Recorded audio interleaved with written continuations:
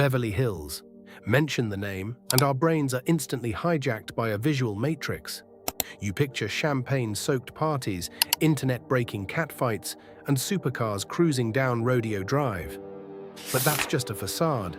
In the world of the ultra-rich, wealth is divided into two categories: show money and power money. The brutal reality: the loudest people in the room are rarely the ones controlling the economic lifeblood of the hills. So who is the true queen of Beverly Hills? A prominent heiress bearing the Hilton name? A self-made immigrant who spun eyebrows into a billion-dollar empire? Or the ones treating their own lives as media bait to close real estate deals? Take 3 seconds to think about it. In the Beverly Hills survival of the fittest, which weapon is more lethal? A global brand, a blue blood pedigree, or the ability to cash in on drama? Drop a comment below and pick your fighter. And if you really want to understand how the most brilliant and cunning minds manipulate cash flow, don't forget to hit subscribe and ring the bell. Right now, we're tearing down the 5 most ruthless power structures in Beverly Hills through 6 strategic lenses. In 1989, Anastasia Soar left Romania for the US. While the Beverly Hills elite were throwing money at frivolous beauty trends, Anastasia spotted a fatal gap in the market: eyebrows. She realized a massive information asymmetry. Hollywood was completely ignoring the mathematical structure of the face. By applying the golden ratio from art and architecture, she completely redefined the concept of beauty. Her ultimate weapon wasn't an eyebrow pencil, it was elite dependency. By monopolizing the faces of the most powerful women, from Oprah Winfrey to the Kardashian empire, she created a bottleneck. You aren't just buying Anastasia cosmetics, you're buying a golden ticket to share the same beauty standards as the ultra-wealthy. This cash cow expanded at breakneck speed. Without needing any reality TV scandals, Anastasia joined the Global Billionaires Club with a net worth north of $1 billion. The Anastasia Beverly Hills brand rakes in hundreds of millions in revenue annually, making her one of the richest women in the zip code. The breaking point hit when the digital era exploded. As TikTok rose and the barrier to entry in the cosmetics industry dropped to near zero, thousands of indie brands were ready to bite into her market share. The monopoly of the golden ratio was shaken by Gen Z's fast beauty trends. Instead of digging her heels in, Anastasia pivoted by selling a stake to TPG Capital to fund global expansion, simultaneously diversifying from just brows into a comprehensive makeup ecosystem. Anastasia proves a ruthless economic theorem: find a microscopic niche, dominate it with absolute quality, and you can build a macro empire capable of crushing traditional giants. In stark contrast, Kathy Hilton didn't start from scratch. Her genesis is tied to her marriage to Richard Hilton, heir to a massive hotel empire. Kathy's lifeblood isn't a physical product, it's social capital. Her information asymmetry lies in knowing exactly who pulls the strings behind closed doors in LA. Sitting on a combined net worth of around $350 million, the Hilton family machine runs on hotels, real estate, and private product lines. Kathy's ultimate weapon is her untouchable class. She is the gatekeeper of the elite. When she stepped onto the Real Housewives of Beverly Hills, she didn't command attention by screaming, but through the aloof, quirky demeanor of someone who knows she owns the board.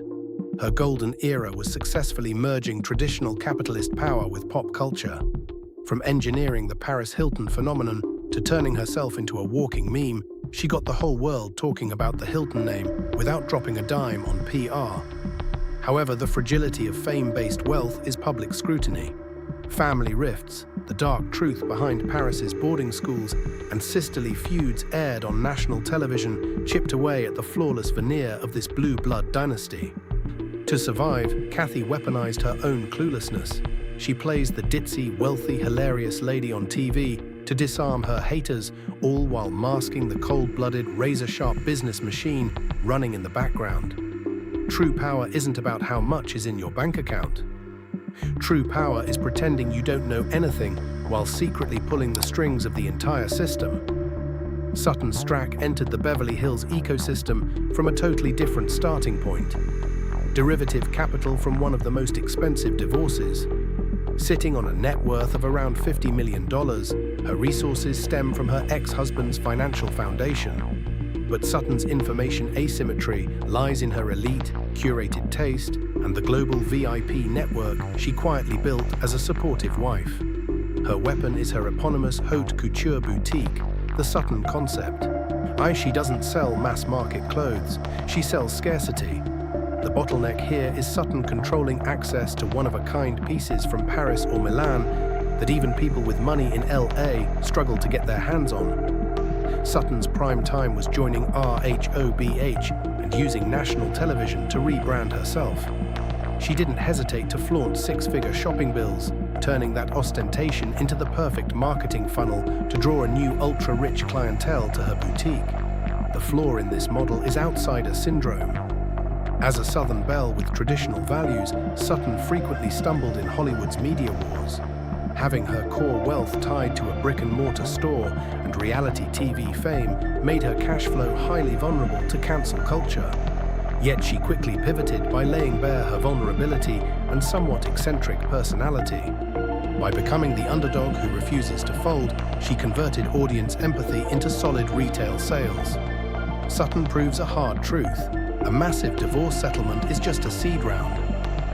The ability to flip that passive capital into a namesake brand is what truly defines class.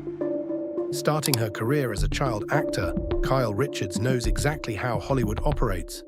Her estimated $100 million fortune was amassed through acting and real estate ventures with her ex-husband, Mauricio Umansky. Kyle's information asymmetry is her absolute mastery of reality TV psychology. Every frame broadcast on TV is a free billboard. Kyle's bottleneck is her veteran status. As the sole remaining OG from Season 1 of RHOBH, she dictates the pacing of the entire show. Her exclusive weapon is blurring the lines between real life and screen time.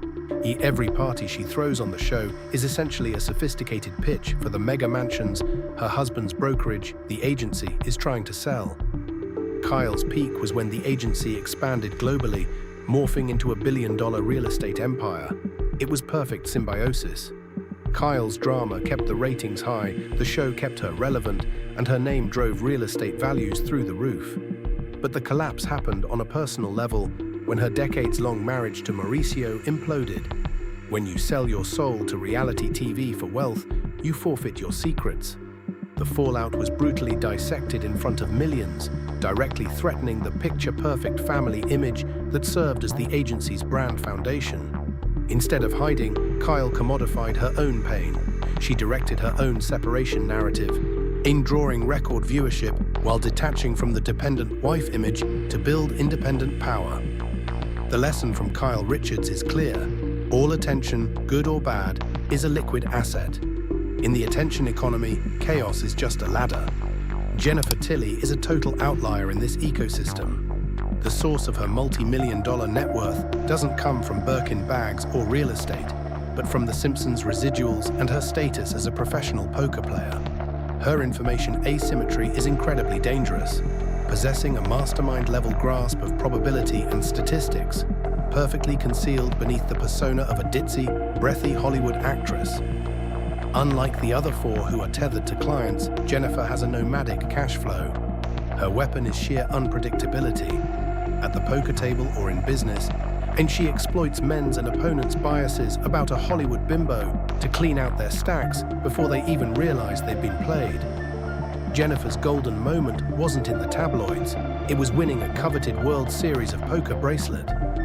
She proved she could milk cash from both the Hollywood machine and the underground casino world, stockpiling tens of millions without giving a damn about the rules of the traditional elite. However, the breaking point of this entity is high-variance risk. Film royalties tend to dry up over time, and poker is a ruthless game with massive swings. Her wealth is highly individualized. There is no corporation or conglomerate to pass down to the next generation. To adapt, Jennifer pivoted by re-entering Hollywood, tapping into the RHOBH ecosystem. She brings a breath of fresh air, a quirky, eccentric flaunting of wealth that refuses to conform to Beverly Hills' fake luxury standards, thereby drawing in an entirely new audience. Jennifer Tilly's existence is proof of an expensive lesson. Wealth doesn't have to follow any cookie-cutter corporate model. If you're smart enough to play the odds and bold enough to ignore stereotypes, you can literally print your own money from places the world least expects. 5 women, 5 ecosystems. 5 ruthless survival philosophies. We walked through Anastasia's golden ratio, touched Kathy Hilton's underground power, tasted Sutton's scarcity, waded through Kyle Richards' matrix of chaos, and played a face-up hand with Jennifer Tilley's probability. But if you think you just watched a video about rich women in Beverly Hills, you're dead wrong. You are looking in a mirror reflecting the very capitalist system we live in. In this 90210 zip code, money doesn't appear out of thin air. It is minted from your attention. Every click to watch them fight, every wrinkle you scrutinize on their faces, every time you crave a makeup palette or a bag just like theirs. You are voluntarily sacrificing your time and energy to feed their ecosystems. Anastasia isn't selling makeup, she's selling your insecurities. Kathy isn't selling fame, she's selling your desperation to climb the social ladder. Kyle isn't selling drama, she's turning your outrage into bricks for her mega mansions. In the giant casino called Beverly Hills, they aren't the gamblers, they are the house, and the house always wins. The only ones being exploited without even knowing it are the bystanders watching and deluding themselves into thinking they're the judges. So, the final question for you. Now that you've seen through the matrix, will you continue being an audience member, tirelessly funding someone else's empire, or will you start building a power bottleneck of your own? If you choose the latter, welcome to the world of the creators. Hit subscribe, drop a comment letting me know whose empire you want me to tear down next, and together we'll decode every empire on Earth, because wealth always leaves a trail. See you at the top.